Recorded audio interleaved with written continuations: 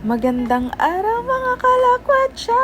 Finally, papunta na ulit tayo ng Singapore after 4 years! After long years! Kasi simula nung pandemic, hindi na kami pinabalik ng Singapore dahil nga sa COVID. Then finally ngayon, talagang makakabalik na ako ng Singapore! So yan, nandito na tayo ngayon sa airport. At after nyan, magche-check-in na ako. And then magwi-wait na lang ng boarding! Alam nyo ba, excited na excited ako dyan kasi, yun nga, parang first time ko na lang ulit makakalabas ng bansa. Alam nyo ba guys, akala ko dati, never mangyayari sa buhay ko to. Pero, posible pala talaga, no? Hindi talaga natin ine-expect kung ano talaga mga mangyayari sa future natin. Kaya I'm so grateful and thankful dahil sa company na napasukan ko. Dahil bukod sa pagiging flexible ng oras sa trabaho, inibigyan pa nila ng chance sa makapag-travel abroad yung mga empleyado nila. All expenses paid yon guys. Hindi naman biro yung mga gagastusin pag lumalabas ka ng bansa. Tulad ng ticket, hotel, pagkain, tapos yung mga, alam mo yung mga taxi, gano'n, lahat bayad nila yon. Kaya habang nandito ako sa taas nun, habang nakaupo ako sa airplane, nakatitig sa mga ulap, na-realize ko, napakaswerte ko pala talaga, no?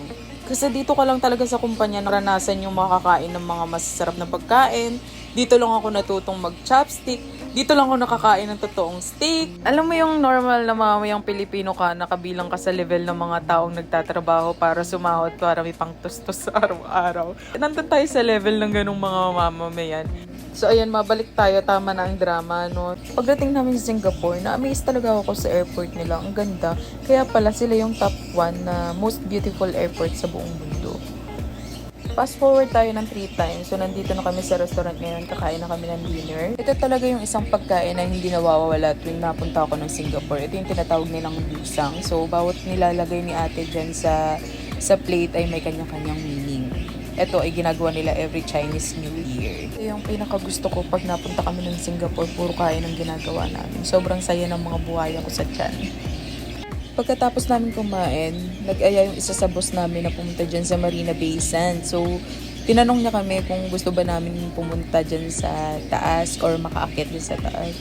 Siyempre naman, kami pa ba? Siyempre, first time namin makakaakyat dyan. After 5 years kong pabalik-balik sa Singapore, makakaakyat na ako dyan. Dream come true talaga yun sa aking B. Talaga naman B. Kasi imaginein mo, tinatanaw-tanaw ko lang dati, wina-wonder ko lang kung anong nandyan sa taas, binabakground ko lang sa mga pictures ko, alam mo yun? Totoo lang ha, first time ko makaakyat sa mataas na building. Yung pakiramdam pala pag naakyat ka sa mataas na building ay may turbulence din pala, no? Para kang sumakay ng eroplano. So pag akyat namin dito sa taas, hindi ka pala basta-basta makaka-access ng bar nila, no?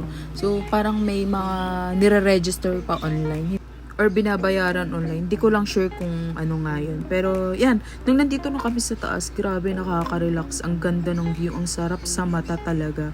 Kasi parang kita mo yung buong Singapore talaga. Ang liwanag, ang ganda ng mga building, ang ganda ng mga ilaw. So, yan. So, ang nandito pala sa taas is bar lang and yung pool. Yung pool is for guests na naka-check-in sa hotel. And then yung bar, kahit sino pwede namang makapasok. So, hanggang dito na lang muna. I hope nag-enjoy kayo sa video. See you soon. Take care. Stay safe. Bye-bye!